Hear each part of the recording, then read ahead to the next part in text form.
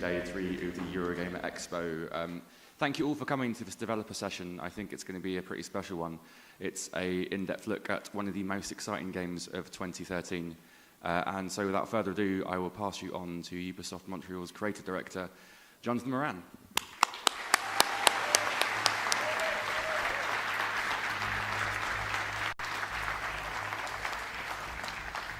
Hello, everyone. Are you having a nice show so far? Today I decided to do something a little special and different. Instead of showing a demo or something you already saw, I'm going to talk, and you'll see stuff in the background of the game, so don't be worried. But I'll talk a little bit more about where Watch Dogs has been born, how it's been created, and what's the foundation behind the game, and what we tried to achieve. Hopefully you're going to like this extra information, which is harder to pull off and pass into an interview or through a demo. So it's going to give you extra information on it. So without further ado, let's start, and we'll just kick in with a little video you might have just saw, just to put you back into the tone and universe of Watch Dogs, so I can use all my buzzwords without having anybody being lost. So let's start.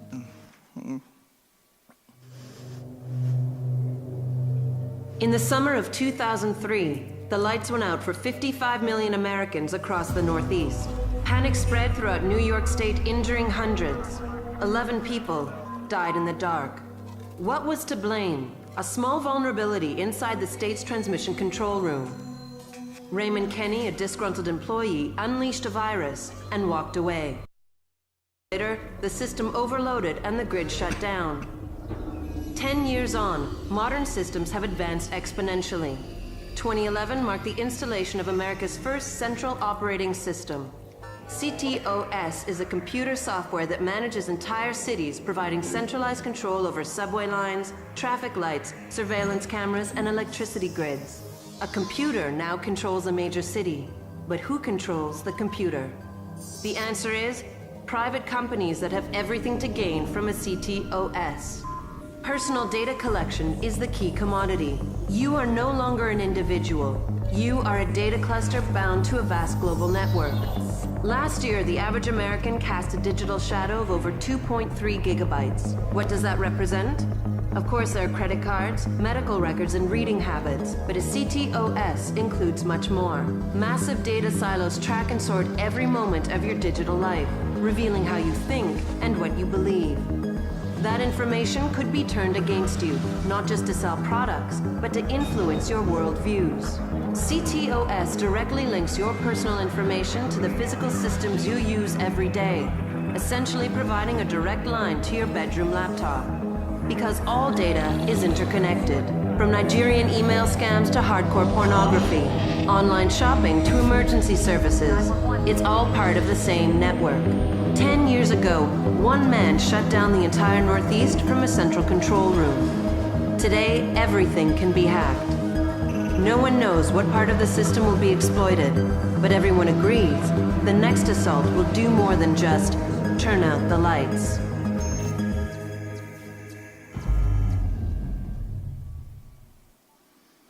God, I've listened to that video way too much. Okay. It's been a really long time for me, and quite a few other people who worked on Watch Dogs since the beginning. Watch Dogs started almost 5 years ago. It's almost a generation back in the day, so it's unbelievably long. And when you're doing a project for so long, there's a lot of different layers that gets created. For example, when we started the project, some of you might know that, we were called Nexus. You always have to build some kind of code name to make sure that everybody understands who you are from the inside of Ubisoft world and all of that. We built a logo for it. It was inspired by a logo that means connectivity. And in the middle, we created a little gap to emphasize the hacking part, exploiting connectivity, if you want. Nexus means, if you are interested, a point in the middle of two connections within a network. So as you can see, we didn't really deviate that much in 5 years from the direction point. But as the game became and evolved towards the game that you guys know today as Watch Dogs, and that you're going to play soon, hopefully, then a lot of stuff happened. And this logo ended up here. So we kept it. and we've put it into Aiden's mask to signify what he's using as a major gameplay tool. There's a lot of stuff like that in Watch Dogs. A lot of things that we've built earlier on and decided to keep for adding layers and layers upon layers in the universe of the game, which I think gives an interesting flavor to it. Not everything is explained in the game, not everything is fully described, and it's voluntarily. It's just to make sure that when people play Watch Dogs, they can have a sense of wonder, something that helps them fill the gaps, and I think it's part of playing a game to create your own idea about it. It's not a big shock to say today that Watch Dogs is a game that focuses a lot on the impact of technology on our society. Like we all live into an hyper-connected world. It started with computers back in the days. Then afterwards we had mobile devices, and then we all ended up, or at least most of us, with smartphones. Then we asked ourselves, what would be the next step after that? And our answer was smart city. Which sounds futuristic, but it's not, actually. Rio de Janeiro is actually using that for the Olympics to manage their infrastructures, like traffic lights and stuff like that. What is really a smart city? It's a system that manages a city, like to optimize certain things and fix like traffic jams, war against crime. A lot of cities have budget challenges, and at the same time, they need more police forces to deal with increasing crimes and stuff like that. CTOS would be the kind of systems and solutions to guarantee to citizens that your money is well spent and the resources are sent where it matters, those kinds of stuff. Now, the cool part is that in Watch Dogs, you're going to control that CTOS system, this little smart city system, so you can have a little bit more fun with the open world. So in the universe of Watch Dogs, CTOS has been the first place that has been successfully installed is in Chicago. Now, why did we pick Chicago? This is something that a lot of people are asking us. There's a lot of different answers to that question. The first one is the political setup of this place. Not everybody knows that, but Chicago is an extremely innovative place. They're renowned for their urbanism pretty much everywhere in the world. One of the reasons for it is that if you go at the Museum of Chicago, they define themselves based on their crisis. And they had quite a few, actually. They had Al Capone, they had a big fire that actually burnt everything down. They had to rebuild everything on top of it. But every time they had such a crisis, they invented something that changed the way they function. Like Al Capone's been stopped by new types of police force, which helped the police progress in the city. The big fire brought an unbelievable amount of architecture afterwards. It's one of the most varied that you can find in the United States, which was really cool for the artists who were really happy to build that. So that's one part of it. It makes sense to say that a city like that would have the balls to try something like CTOS first, to solve security and solve efficiency in their city. Another aspect of it is the density of the place. You've played many open city, I am sure. It's very hard to do, especially on the visual side. A lot of cities feel flat when you play them for some weird reason. The reason is quite simple. It's actually pretty chaotic in real life. So you need to build chaos. You cannot structure it too much. You need to have all the layers in. Chicago has certain districts and has complete second layers on the ground. So you have like an intersection, and under the road, there's another intersection. So for us, it was great. You could like act on both sides. You could like use it drawbridges with two different layers on top of it. So it forced us to challenge ourselves to build something dense that you would go inside of it, and then you would believe in that place. And last but not the least, it's a beautiful place to drive. There's a lot of underground tunnels and great curves and stuff like that to mess around with. But enough about Chicago. Like, the cool part isn't necessarily that you're going to be driving in Chicago, it's that you're going to control it.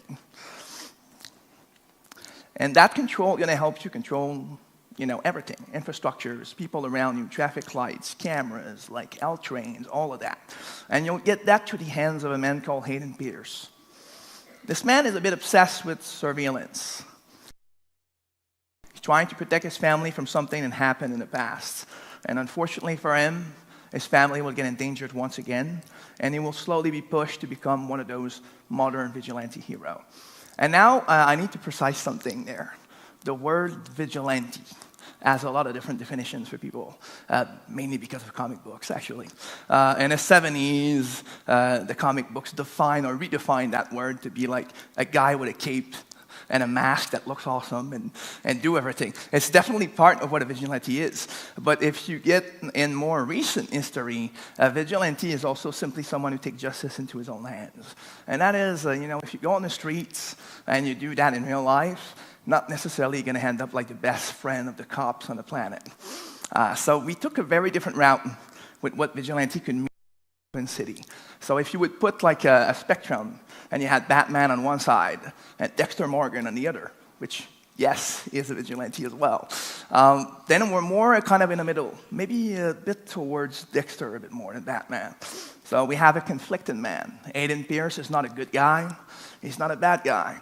He's more inspired by the modern characters of television instead of the old school characters of television. What that means is old school 1980s was this guy is fundamentally good, and this guy's fundamentally bad, which is very hard to find in real life.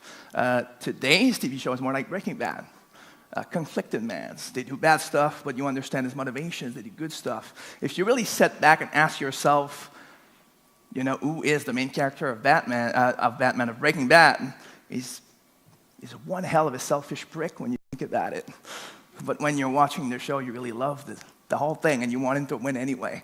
And please don't spoil the end. I didn't see it already. So we've pushed this character visually as well. His personality, everything that is on him means something.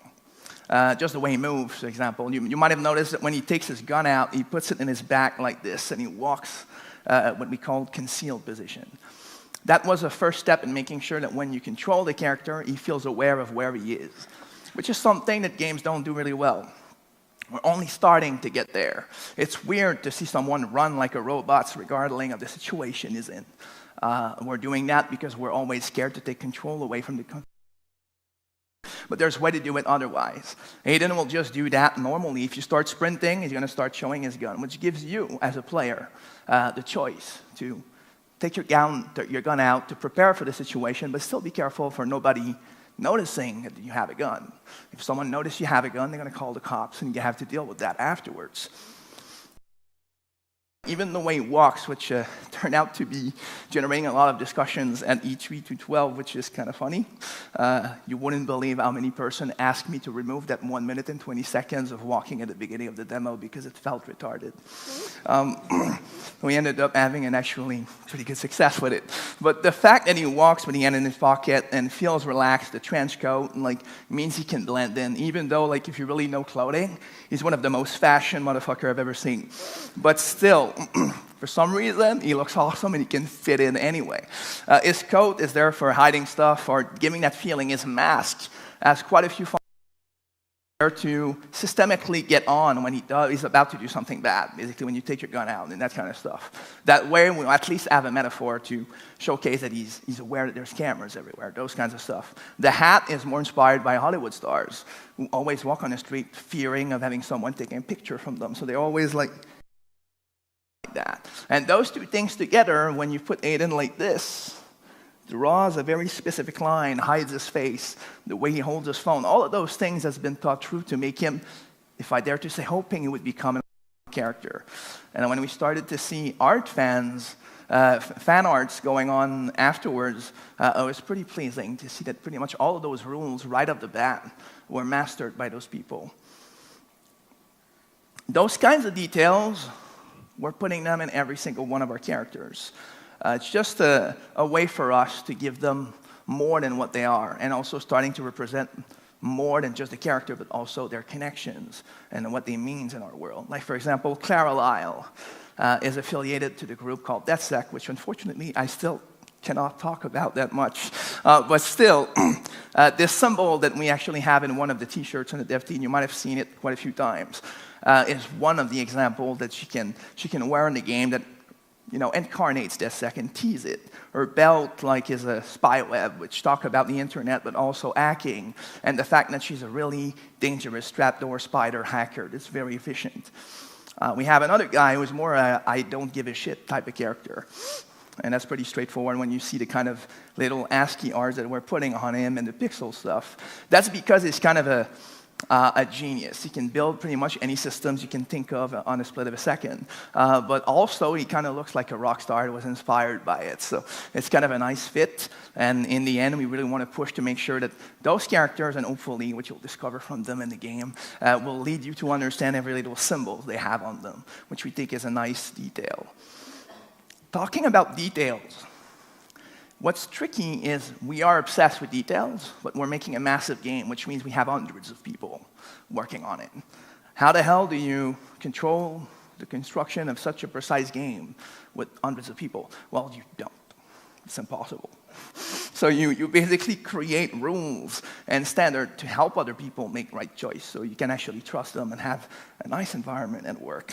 Believe it or not, it's very important when you make a game.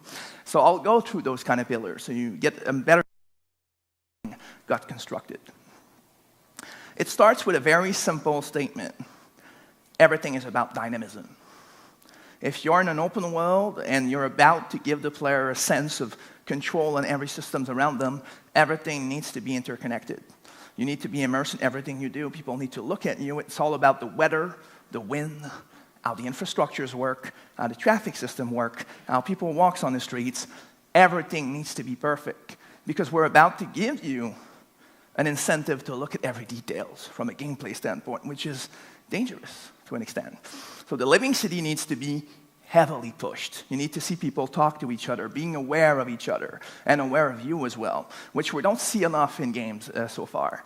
The reason why we need to do that is because afterwards we know you're going to spend a lot of time looking at them because we're asking you to from a gameplay standpoint. We really want to make sure that when you get into an area, they're bound to the environment. The guy who got splashed by the water there, for example, is a nice detail of what dynamism means. It's not just hacking a traffic light. It's also cars need to communicate with citizens like in real life. All of those elements are stuff that you tend to watch a lot in open world games. Afterwards, we're giving you the power to observe all of that, monitoring everybody, profiling every single individual. And that is all created dynamically for a very specific reason. We could have chose to handcraft everything, which would have been a terrible idea from a production standpoint, but still, we could have done that. The choice was to make something dynamic so we can let you fill the gap between what's there and what's not there, so you can have your own idea of what's going on, which I think is a big part of having fun in the game. And to push that to the next level, we give you all sorts of things to control your surrounding, whether it's shutting down communication or controlling traffic lights, up to the point where you saw at E3-212 that you can create systemic blackout in the entire city, which can become pretty handy if you want to prevent another player from hacking something, if they're invading your game, or if you want to prevent the cops around or the enemies to see you for a little bit, if you're at night. If you're doing that in the day, you're going to look ridiculous. All of that together has been crafted to communicate with each other for a very specific reason. So you can escalate to very action-packed situation. But it's not scripted situation. It's just never scripted situation. It's stuff that you're going to escalate based on the choice you've made. And there's nothing more gratifying than barely surviving a moment that you caused by making good choices and sometimes bad choices, by improvising in front of your enemies and the AI. That's really what Watch Dogs is all about in the end. It's not about controlling what you guys are going to do. It's about giving you a canvas where you can actually control it yourself. If you give control to the player, then you need to give them impact on what they do. So we really wanted to push the consequences to your actions. So there's a reputation system, and there's a bunch of different side effects that can happen when you make choices. And then you're going to have to deal with how you play afterwards and how the simulation will respond. Because in the end, I always ask the entire team to convey the level of drama and the seriousness of the situation every time you play one. And that drama is what's going to bring you to care about it, hopefully. If you don't, you can still shoot a lot of people and have fun. But if you're interested in that stuff, then there's a meaning to it. And that's why everything is connected. Then afterwards, I said that a few times. If everything is connected, then we needed to say that everyone was connected to. So it was obvious since the beginning that we needed to have multiplayer that embraces that concept. Other players showing up in your game, and even more. But that I'm going to talk about a little bit later in the presentation. So all of this connectivity, this control that leads to unbelievable dynamism that you're going to have to be able to control in the right way, we need to make you work to get it. If we're selling this fantasy of monitoring an entire city, and you're not going tangibly in the world to craft your own system, we're kind of lying. We're not really selling you that fantasy. So you're going to have to go into free roaming. When you start the game, the open world is pretty much accessible from start. And you can go into free roam when you want. And when you do that, you can go into those central operating system seamlessly and just like unlock them based on a challenge that they're going to offer to you. Once you unlock them, it gives you the ability to monitor this area, which is an entire district. You can also go even deeper in that hacking to unlock all of the free roaming in the area. And that is done through a little object that we've put in the world. It looks a bit, it sounds simple to put CTOS in the city, but it's pretty hard to do it without having it look ridiculous. So we had to really base ourselves on real objects, real technology, because in the end it's pretty possible to do that technology right away in the game. But we didn't want it to insult your intelligence, so you ended up playing the game and it felt like a mishmash of today's Chicago and a sci-fi like Mass Effect thing. I love Mass Effect. It's just that it's not our game. That was for, let's say, the canvas to try to make decisions at the higher level of what Watch Dogs should be. Now let's talk about gameplay, because that needs specific pillars as well.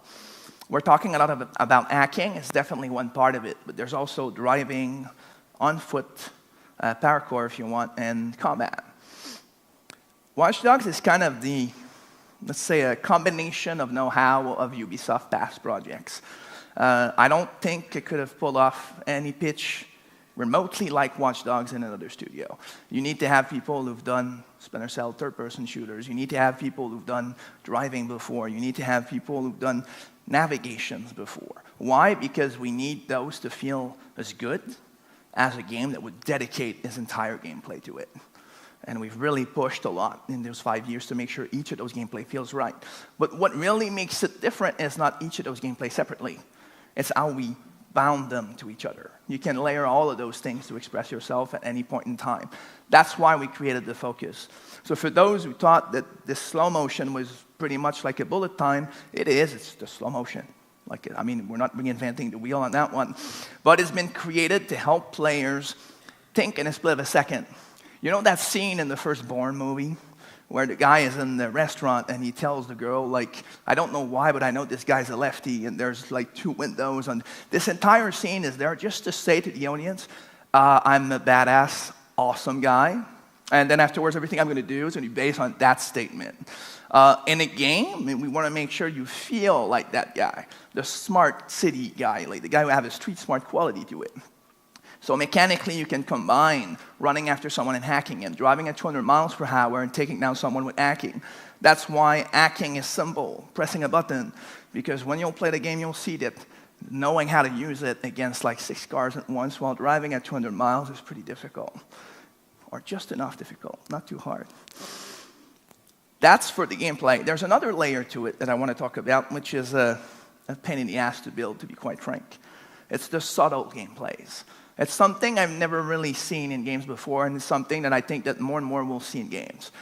In Watch Dogs, you can pretty much stand still and play the game for 20 minutes, which is a bit crazy when you think about it. But you can just wander around, stop, and start profiling everybody. Listen to phone calls, get rewards, progressing. Stumble upon a guy that you need to tail to see if you're going to have to intervene in something. And then the next thing you know, you went from standstill to foot chase, to car chase, to the motherfucker calling his friends, and now it's like escalating into one of those unbelievable situations. That kind of thing was very important to us, to bring density in the open world, which is still something that's lacking. Sometimes we push a lot with scale, which is awesome, but sometimes you end up with scale being nothing less than space between A to B. So we wanted to shrink A to B and making sure that there's a lot to do between the two. Another example of that is if you do those kind of events and intervening in situations and all of that, it's going to affect your reputation. That reputation is part of the elements that defines the media broadcast system.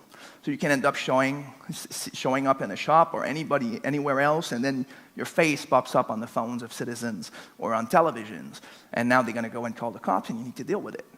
But dealing with it in our game is just not, I mean, you could have shot that guy in the face. That would have worked. Definitely worked. But 200 or 300 guys might have looked at it, and now there's 2 guys calling the cops. And now maybe there's 4 guys calling the cops. Now if you don't have jam communication tools to prevent everybody to call the cops at once, you're going to get in trouble anyway.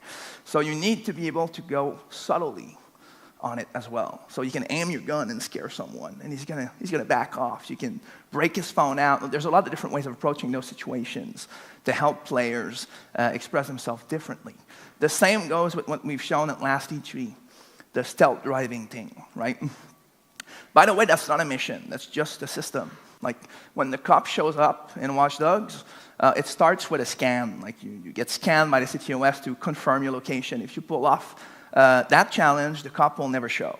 If they located you, they send the cops. If you break line of sight, it turns into that stuff right away and systemically way. So that way it's more believable. Like it gives you an extra way of getting out of the cops. Yes, you can take them down and exit the area, but you can also hide inside of it and survive without getting detected, and eventually they're going to abandon and go away. You can even stand still as a strategy against the cop. So that doesn't happen often, though. Like, if you start being violent against them, they're going to respond accordingly. But if cop shows up and you didn't do anything wrong yet, then they need to approach you in a logical way. And that gives you extra time to do stuff like we did at E3, like waiting a little bit, seeing an escape route, like using slow-mo, like popping a blackout or doing a bunch of other stuff, and then moving around. There's a reason why we shoot in the knee, by the way. Like, killing cops is pretty dangerous in the game. You can do it. It's going to climb up the EAT system, which is the bar in the bottom, and the next time they'll show up, it's going to be a big deal. Creating subtlety, like I said earlier, is a nightmare. And I'm sorry for all the programmers who had to work on it, and they're really amazing and talented people. They built a new engine that we call Disrupt Engine, where we pushed it a little bit more for the next gen as well. We didn't want, and that's partially my fault, you can judge whether or not I was right, we didn't want to cannibalize what Watch Dogs is supposed to be because there's a new machines coming out. So we didn't start going crazy with features and stuff like that. But we did want to use the machine for simulation and pushing forward. So talking about subtlety, we started thinking about simulating the invisible, which kind of sounds stupid when you say it that way, but the wind system, which sounds, you know, like the details, but the first time you live into a world in a game where you can feel the real atmosphere, current, where the trees, the particle that you cause from explosions, the clothing of Aiden and as well as everybody else, their airs, like everything move according to something that makes sense. The reason why it makes a difference is because your brain is so used to it. When you're outside, that you see the wind, you know how it works. So when you're basically in the game, suddenly it's more immersive. Even the cars are generating winds and stuff like that. And that makes it possible for us to generate particle effects and stuff like that. That makes it very cool when you're in the game. And we didn't stop there. Like, we started tying that wind to the water system. So if there's a better weather or a bad weather, it's going to change a bit how the water responds, like how your boat goes into it, the waves, all that dynamic stuff. Even though it's an open world game, you need to have those little details. All of that supports the idea of everything is connected. When you think about it, hacking is nothing more than an emulation of what the nature does. Everything speaks to each other, and that's why it works so well, I guess. So I said it earlier on. The connectivity brought us to also talk about how everybody is connected together. So that's why we've built the seamless online system. That thing has been fascinating. Being able to wander around in a single player, and then suddenly someone shows up and he's hacking you and you need to find him. And once you find him, you can decide what you want to do with him. Kill him, let him go. He's going to certainly try to kill you and get out. I have to say, there's really tangible emotion when someone shows up in your game, hacks you and leave without dying. You really want to kill him back afterwards. So by doing that, you're able to go in what we call the grid, which is part of what you construct when you do the free roaming and create your own monitoring network. And you can find that motherfucker. And if he's online, you can go in his game, and he doesn't know you're there. You arrive, and he's doing his shit, and you can do something really cool with him. So that emotion is extremely powerful. It can sound scary sometimes, like some people have been asking a lot about griefing and stuff like that. It's a dynamic system, so I reassure you right away. When you hack someone else, it unlocks your firewall, which means you're available to get invaded. If you get invaded once, firewall is back on. And we're tracking the way you play, which means that if you like that a lot, we might scale down a bit the firewall, but if you don't like it at all, we're going to scale it up. And if you want to put it off, you can. But if you do that, then you're missing on a pretty cool experience, but it's still your choice. But it doesn't stop there. Like, if you're making a game about hyperconnectivity, where pretty much like you end up like sitting down, playing a game with a controller, but on the table aside there's a phone. And when you stop playing, you grab your phone and you leave and you're still connected. If we're not considering that, we're not doing what Watch Dogs is supposed to be doing. That's why we made the free app like CTOS mobile thing, so that anybody who wants to grab that app and join in, they can. They don't need to have Watch Dogs or anything like that. And it had to be in real time. I'm not a big fan of companion apps, I have to say, because it's not tangible gameplay.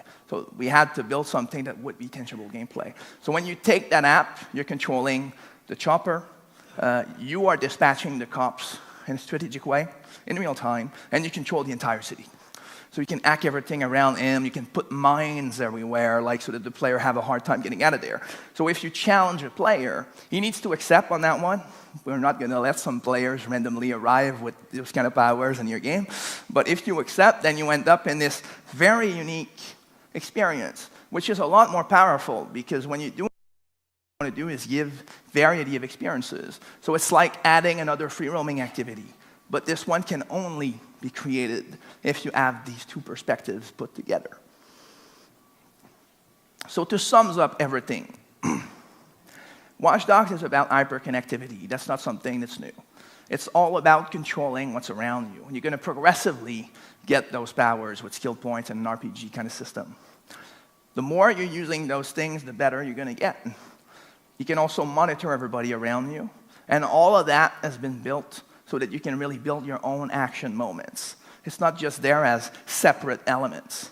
And that's a big part of the key for Watch Dogs. Is a lot of people have been asking me stuff like, what distinguishes Watch Dogs from other games? What's the unique thing? Everybody can answer their key features to that question and kind of bullshit in the end. The reason why something is new is quite different, actually. Let's think about chess, just to give you an example. When you look at a child playing chess and never played chess in his life, you look at the board, he doesn't know what the hell is going on, and he's bored. He makes stupid moves, and then he died, and it looks like the worst game on the planet. The same board, when you understand all the possibilities, suddenly the same board is interesting, because you're thinking about all the strategies and the other stuff that the other player will do. It's the same when you play a video game. It's just that the hardcore part of it is that it's a loop of 1 or 2 seconds instead of being a lot slower. So when you're playing Watch Dogs, it had to be possible for you to act all the time, regardless of what you're doing, on top of it. Because that way you can consider, every 2 seconds, something you never considered before in a game. A traffic light, a steam pipe, like profiling someone, fleeing, hiding from the cops, using blackouts. All of those possibilities, if you are able, as a good player, to start to progressively put them in your arsenal, then you can put the controller down and say, Jesus, that felt fresh and different. That's why it needed to be possible all the time. That's why people need to get into your game sometimes. You always need to have a reminder of the thematics and the fantasy in a way that you never experienced it before. If you only put that in a vacuum for 1 or 2 seconds or certain missions, you're not going to feel like it's fresh all the time. And suddenly we're failing. So hopefully when you're going to get the controller very soon, you're going to feel that difference and you're going to be happy about what we've created. Or at least as happy as we had the fun to building it for 5 years. Thank you very much for your attention.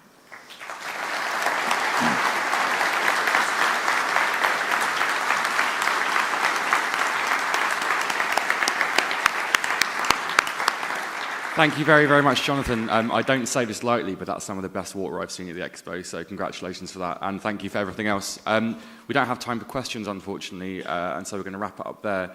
Batman's in here next. If you want to come to that, you're going to have to go out and queue back up to come back in. So hopefully we'll see you all here a bit later. Thank you.